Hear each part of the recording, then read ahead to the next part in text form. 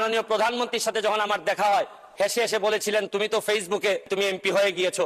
এই বিবেচনায় আপনি বলতেই পারেন যে আমি ব্যারিস্টার সুমনকে প্রধানমন্ত্রী ফেসবুক এমপি বলেছেন। এই নিয়ে প্রধানমন্ত্রী তার বক্তব্যের মাধ্যমে প্রমাণও দেখিয়েছেন।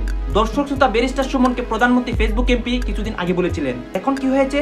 এইটার সত্যতা বের হয়েছে এবং অনেক রহস্য বের হয়ে গেছে। দর্শক শ্রোতা, ব্যারিস্টার সুমন এই নিয়ে কি বলে সম্পূর্ণ বক্তব্যটা আপনারা দেখবেন। শেষে প্রধানমন্ত্রী কি বলেন এবং প্রধানমন্ত্রী কেন মুচকি মুচকি হাসছিলেন, এটাও কিন্তু আপনারা স্পষ্টভাবে দেখতে পারবেন। এই যে ব্যারিস্টার সুমনের বক্তব্যটা শুনেন। মাননীয় স্পিকার, মাননীয় প্রধানমন্ত্রীর সাথে যখন আমার দেখা হয়, উনি আমাকে বলেছিলেন, হেসে হেসে বলেছিলেন তুমি তো ফেসবুকে মধ্য দিয়ে তুমি এমপি হয়ে গিয়েছো। আমি একটা জিনিস পরিষ্কার করতে চাই আজকে মাননীয় স্পিকার, যে আমি ফেসবুককে ব্যবহার করে হয়েছি, কিন্তু একটা জিনিস, বাংলাদেশটাকে যিনি ডিজিটাল বাংলাদেশে রূপান্তরিত করেছেন, আর এইটার প্রোডাক্ট হচ্ছে গিয়ে আপনার ফেসবুক।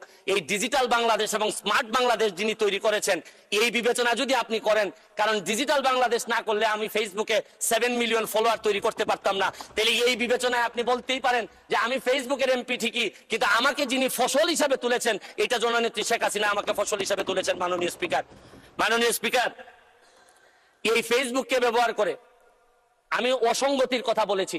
এই ফেসবুককে ব্যবহার করে আমি ফুটবলে নিয়ে মানুষকে মাঠে নিয়ে গেছি এবং আমি মাদক মুক্ত সমাজ ব্যবস্থার কথা বলেছি।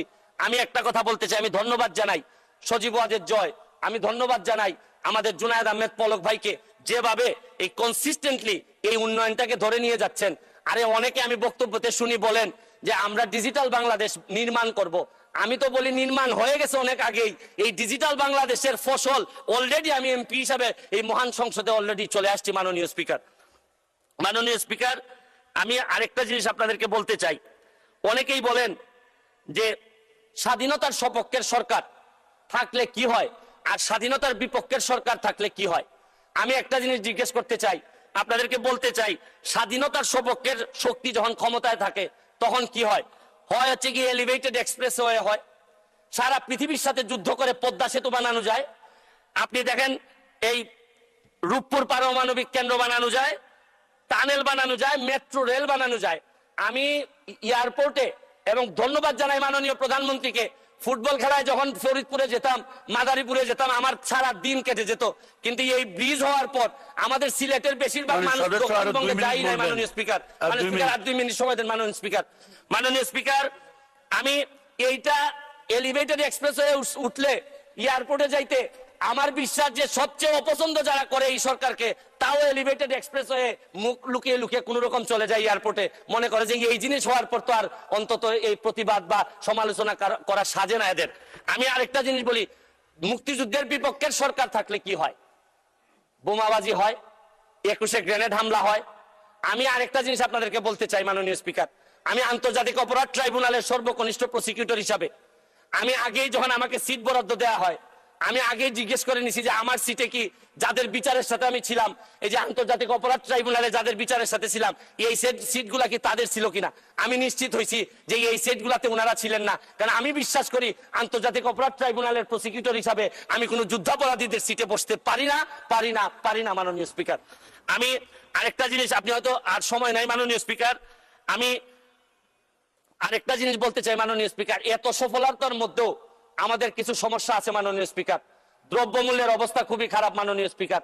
মাননীয় স্পিকার, আমাদের ব্যাংকগুলোর অবস্থা খারাপ মাননীয় স্পিকার। আমরা টাকা পাচার কোনোভাবে রোধ করতে পারতেছি না মাননীয় স্পিকার।